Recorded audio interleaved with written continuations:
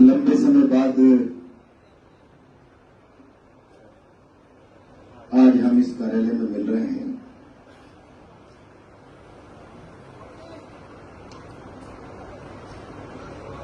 दस सालों तक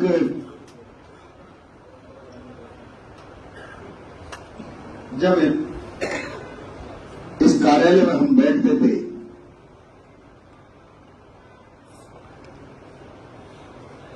तो 2 रंग का झंडा लेकर बैठते थे। आज हम 3 रंग का झंडा लेकर बैठते हैं।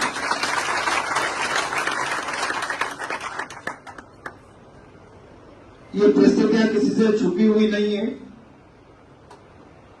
मैंने सैकड़ों छोटे बड़े सार्वजनिक मंचों पर कहा है कि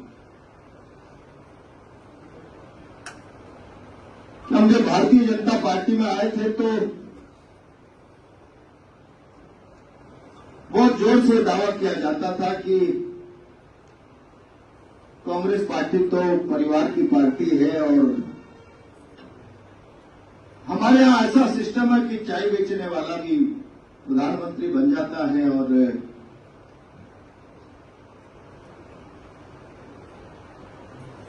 व्यक्ति से बड़ा समाज और समाज से बड़ा राष्ट्र। हम तो बने नहीं राष्ट्र साधना के लिए। और मैंने बहुत तेजी से उन बदलावों को देखा है। अब थोड़ी देर बैठ जाओ भाई, बहन जी बैठ जाओ।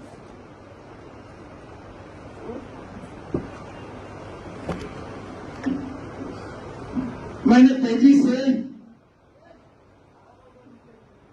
उन बदलावों को देखा है कि जब व्यक्ति से बड़ा समाज, दल और समाज से बड़ा राष्ट्र की बात करने वाली पार्टी में सारे संसार में सबसे ज्यादा व्यक्ति पूजा हो गई। व्यक्ति पूजा, राष्ट्र गौण हो गया, सरकारें गौण हो गई, दल गौण हो गया, विचारधारा गौण हो गई और नारे लगने लग गए मोदी है तो मुमकिन है। सारे संसार में इससे बड़ी व्यक्ति की पूजा किसी राजनीतिक दल में मैंने मेरे जीवन में नहीं देखी। मेरे जीवन मैंने सिद्धांतों का क्षय होते हुए 10 सालों में अपनी आंखों के सामने देखा है और सारे मुल्क ने देखा है। ये मुल्क उसका असेसमेंट करना जानता है कि नहीं जानता। और हम जब राजनीति में आए थे, विद्यार्थी राजनीति से भारतीय जनता पार्टी की में, तो हम लोग नारा लगा करते थे, सड़क पर जब निकलते थे, पार्टी में आंतरिक लोकतंत्र की बातें होती थी और जब सैद्धांतिक चर्चा होती थी, सही को सही और गलत को गलत कहने का पैमाना तय होता था, तो हम लोग नारे लगाते थे। हम लोग नारे लगाते थे कि सच कहना अगर बगावत है तो समझो हम भी बागी। अगर सच की भाषा को कोई बगावत की भाषा समझता है तो समझ लीजिए हम बागी हैं, लेकिन सत्य के साथ समझौता करने वाले नहीं।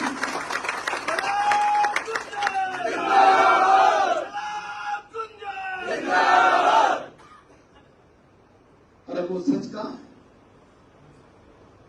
और उस सत्य की परिभाषा बदल गई है। सत्यम गुर्यात प्रियम गुर्यात, न गुर्यात अप्रियम सत्यम। सत्य वो बोलो जो मोदी जी के कानों को भावे, वो सत्य मत बोलो जो मोदी जी के कानों को खावे। अगर इस प्रकार का सच बोलने का साहस प्रहलाद गुंजन तुमने किया तो फिर भारतीय जनता पार्टी से बाहर का रास्ता अपने लिए तय कर लो। मैं आत्मसम्मान से समझौता नहीं कर सकता था। बिना चारित्र के सिद्धांतों की राजनीति करने वाले लोगों के सामने घुटने टेक कर नतमस्तक नहीं हो सकता था। इसलिए मैंने अपना रास्ता तय किया और सारे राजस्थान में बदला। मैं कोई नई बात नहीं कर रहा हूं। मैंने रास्ता बदलते समय भी सारे राजस्थान के सामने सार्वजनिक रूप से कहा, मैं उस समय अपना रास्ता बदल रहा हूं जब लोग कांग्रेस और अन्य पार्टियां छोड़ के भारतीय जनता पार्टी की तरफ भाग रहे हैं और मैं भारतीय जनता पार्टी की सिद्धांत विहीन राजनीति को ठोकर मारकर मैं कांग्रेस में आ रहा हूं। और ये दृश्य वैसा है, नदी की धारा में मुर्दा मछलियां बहती है नदी की धारा के विपरीत, जिंदा मछलियां।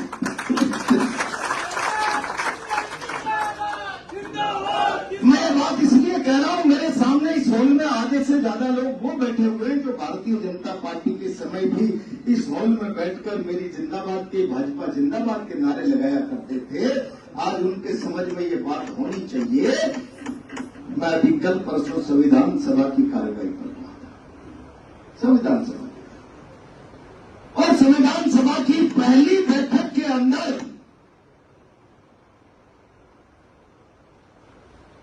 संविधान सभा के सभापति सिद्धारमैया आचार्य कृपलानी उन्हें कुर्सी पर ले जाते और पहला भाषण करते हैं संविधान निर्माण की सभा का। तब वो एक लाइन में उनका भाव प्रकट होता है कि ये संविधान सभा एक ऐसा, ये संविधान सभा ऐसा संविधान बनाने जा रही है। हमारी इच्छा शक्ति है कि हमारे द्वारा बनाई हुई संविधान की कृति अमर हो जाए, अमर हो जाए। अगर हम सब लोग मिलकर इस देश में ये काम करने में कामयाब हो गए तो मानव कृत पहली कृति होगी जो अमर हो जाएगी। आप भावना को समझने की चेष्टा करिए। हम ऐसा संविधान बनाकर इस मुल्क को देंगे जिसको अमरत्व प्राप्त हो जाए, सारा का सारा राष्ट्र उससे सहज और सुगम तरीके से चले, और उस संविधान से भारत के जीवन में सुगमता, सहजता, समानता, विकास के समान अवसर कायम हो। क्या भावना बची आज से?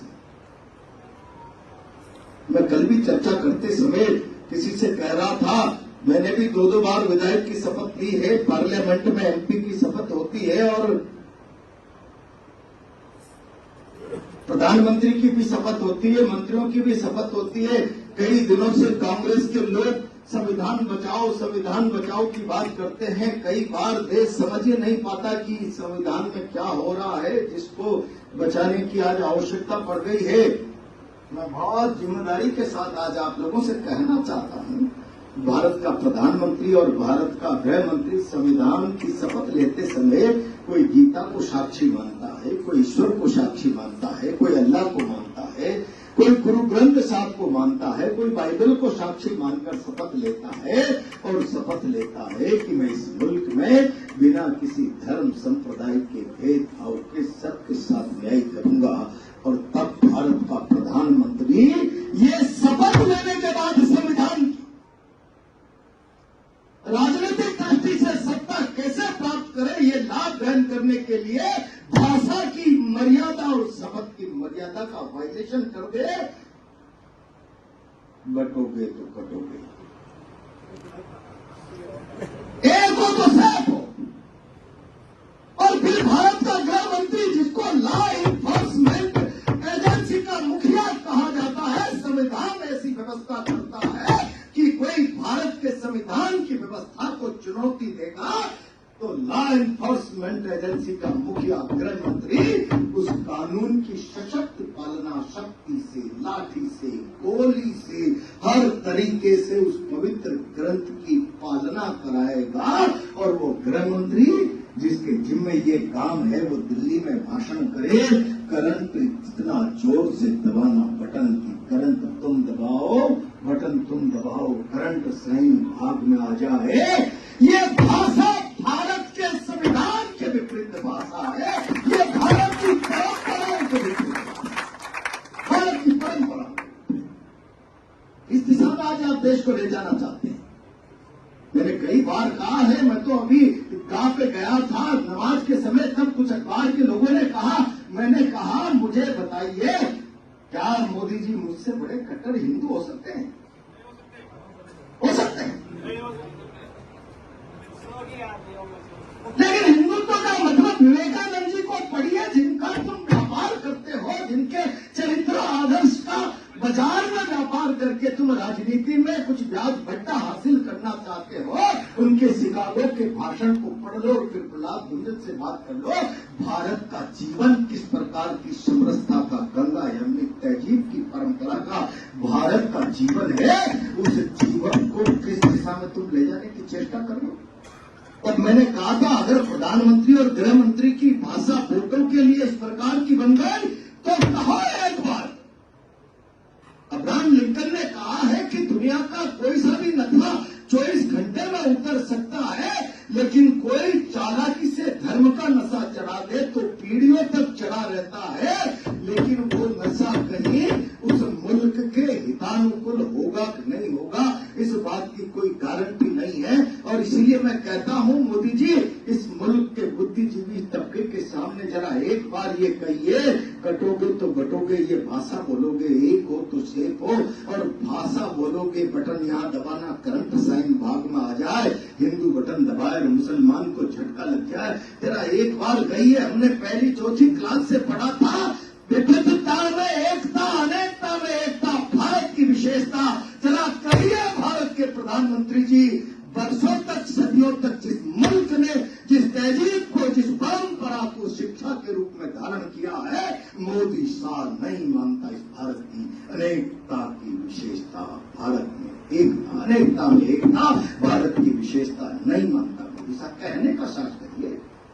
दुनिया में इस मुल्क की गंगा जमनी तहजीब के जितने गुणगान किए जाए परंपराओं के, उतने कम पड़ जाते हैं। जरा दिखाओ हिम्मत इस राष्ट्र के सामने खड़े होकर ये कहने का, मैं भारत की गंगा जमनी तहजीब की परंपराओं को नहीं मानता।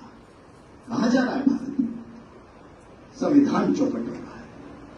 और मैं तो यहां बैठे हुए भारतीय जनता पार्टी के कार्यकर्ता जानते होंगे, मैं भारतीय जनता पार्टी में रहते हुए भी मोदी जी की सिद्धांतों, रीति नीतियों का आलोचक रहा हूं। जरा हाथ खड़ा करो, कितने लोगों को पता है? पता है क्यों ना? इतनी सुंदर किताब जिसके लिए बनाते समय सितारा मैया ने कहा हम एक ऐसी कृति का निर्माण करना चाहते हैं जिसको भारत राष्ट्र में अमृत प्राप्त हो जाए, और ईश्वर करे हम ऐसा करने में कामयाब हो गए तो मानव द्वारा निर्मित ये पहली कृति होगी जो अमर होगी। इस संसार में भगवान की बनाई चीजें ही अमर होती है, इंसानों की बनाई चीजें अमर नहीं होती। हमारा प्रयास इस पवित्र भावना के साथ संविधान बना हो जिसमें बहुदलीय, दो दलीय व्यवस्था प्रजातंत्र के स्थायी पिल्लरों के रूप में कायम की गई हो, और 2014 की शपथ लेते ही पहला नारा दिया, कांग्रेस मुक्त भारत, कांग्रेस मुक्त भारत। और तभी मुझे लग गया अब ये भारत के संविधान को खतरा है। दो दलीय व्यवस्था अगर संविधान में कायम नहीं रहेगी तो देश का प्रजातंत्र अस्थिर हो जाएगा, और ये प्रजातंत्र की अस्थिरता के संकेत मनोभाव को शब्दों के रूप में मोदी शाह ने प्रकट करके देश के सामने दे दिया। और बढ़ते बढ़ते बढ़ते एनी हाउ हुकन को कुछ भी करो, सत्ता अर्जित की जानी चाहिए। लोकसभा के बाद विधानसभा में 80 लाख मतदाता महाराष्ट्र में जुड़ा दो, जरा देश को कुचल दो। हरियाणा क्या चाहता है, क्या सोचता है, मीडिया क्या कह रहा है, सर्वेक्षण क्या कह रहे हैं, कोई मायना नहीं रखता। सत्ता चाहिए, सत्ता। आप लोगों को नहीं लगता कि ऐसा लगता है जैसे देश एक दलीय व्यवस्था की तरफ आगे बढ़ रहा है? और एक दलीय व्यवस्था देश में अगर कायम हो गई तो कोई गारंटी दे सकता है कि देश तानाशाही के रास्ते पर नहीं जाएगा? कोई मुझे इस बात की गारंटी दे सकता है? और इसीलिए चिंतित है कांग्रेस। ये जो सांप्रदायिक बातें आज देश में पैदा की जा रही है, जरा किताबें पढ़ा करो। भारत की नौजवान पीढ़ी का किताबों के साथ साक्षात खत्म हो गया। जब कांग्रेस के लोगों ने महात्मा गांधी के पहले भी, जवाहरलाल नेहरू के पहले भी इस मुल्क की आजादी के लिए राष्ट्रीय विचार को लोगों के चहन में फूंका था, और वो राष्ट्रीय विचार, राष्ट्रीय आंदोलन की पृष्ठभूमि तैयार बनकर आजादी का रास्ता बन गया था, तब अंग्रेज ने दुनिया की अपनी सबसे ताकतवर सत्ता के सामने उस राष्ट्रीय विचार और राष्ट्रीय आंदोलन को खतरा महसूस करके इस मुल्क को बांटने के लिए केवल हिंदू मुस्लिम के झगड़े नहीं कराए, सांप्रदायिक आधार पर सामाजिक संगठनों की आधारशिला नहीं रखी, बल्कि हिंदी पंजाबी भाषा का भी विवाद किया। पंजाब भारत की भुजा है, हिंदी आत्मा है, इनमें भी झगड़ा करा दो आत्मा और भुजा का। इतना ही नहीं किया, उत्तर दक्षिण का भी झगड़ा करने का प्रयास किया विचारधारा के आधार पर। मैं जिम्मेदारी से कह रहा हूं, जो बीज भारत में अपनी सत्ता को रोके रखने के लिए अंग्रेजों ने बोने का प्रयास किया, क्या उन्हीं बीजों को आज मोदी साहब भारत में बोने का प्रयास नहीं कर रहे? और इसीलिए कार्यकर्ता बंधुओं, तुम समझो न समझो, चुनाव खतरे में है। कांग्रेस क्यों कह रही है भारत राष्ट्र की परंपराओं का समूल नाश हो रहा है? इतनी सुंदर कृति जिसे अमरत्व की धारणा लेकर संविधान निर्मात्री सभा ने बनाई हो और जिसके पहले पन्ने पर लिखा है by the people for the people of the people, जनता के द्वारा जनता के लिए जनता का शासन। कहाँ है जनता का शासन? आप प्रहलाद गुंजर जिंदाबाद का नारा लगाओ, शाम को तुम्हारे धंधे पर यूआईटी आ जाएगी, इनकम टैक्स आ जाएगा, कोई डीएसओ आ जाएगा, कोई जीएसटी आ जाएगी, कोई पुलिस आ जाएगी, तुम्हारे व्यवसायिक हितों को कत्ल करने का प्रयास किया जाएगा। और मैंने जयप्रकाश नारायण के उन शब्दों को पढ़ा है, लोकतंत्र में सरकारें सुरक्षा की गारंटी होती है, भय का कारण नहीं होता। जब सरकारें भय का कारण बनने लगे तो फिर लोहिया ने कहा सड़कें सूनी रहती है तो संसद आवारा होती है। आज सड़कों के विरोध का मुंह कानून की जंजीरों, शासन की ताकत के भय से बंद करा के संसद आवारगी के रास्ते पर जा रही है। संसद आवारगी के रास्ते पर जा रही है। ये भारत के लिए चुनौती है। इस चुनौती को भारत को समझना होगा और भारत ने और भारत के नौजवान ने नहीं समझा।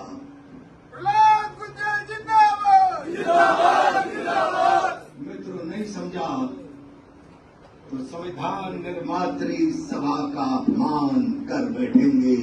उनके उस भाव का कि हमें कहे ऐसी कृति निर्माण कर रहे हैं जो सदियों तक भारत में अमृत प्राप्त कर ले। जिम्मेदार होंगे उस विचार के खून के हम सब लोग, गुनाहगार होंगे हम सब लोग, और इसलिए गुनाहगार न बने। उठाओ मसाल और आओ सड़क पर की संसद की आवाज़ पर अंकुश लगे। जरा 31 तारीख को इसका सांकेतिक प्रदर्शन है। एक एक व्यक्ति से अपेक्षा करूंगा 10-10 की संख्या साथ लेकर आए। जरा अंतरात्मा में मेरी बात बनी है तो आप खड़ा करो कि 10-10 लेकर आओगे।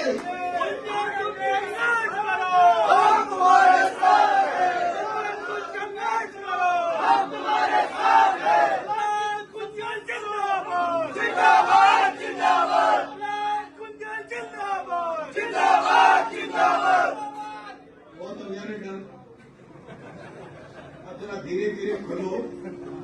1.5 साल हो गया। गुंडागिर्दी पर लगाम लगानी कि नहीं लगानी? अभी तो इतना डरा दिया कि सड़क पाओ मुकदमा दर्ज कर लेंगे भोपाल में।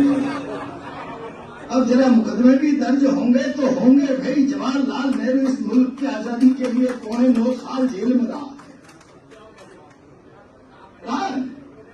ये सरकार अगर दम है, दत्याचारी है, दमन चक्र चलाना जानती है तो फिर जेलों के लिए भी तैयार हो जाओ। लेकिन अब मुंह बंद नहीं रहने वाला। जरा इसका सिलसिला प्रारंभ कर दीजिए और 31 तारीख को जरा इसका सबूत दीजिए।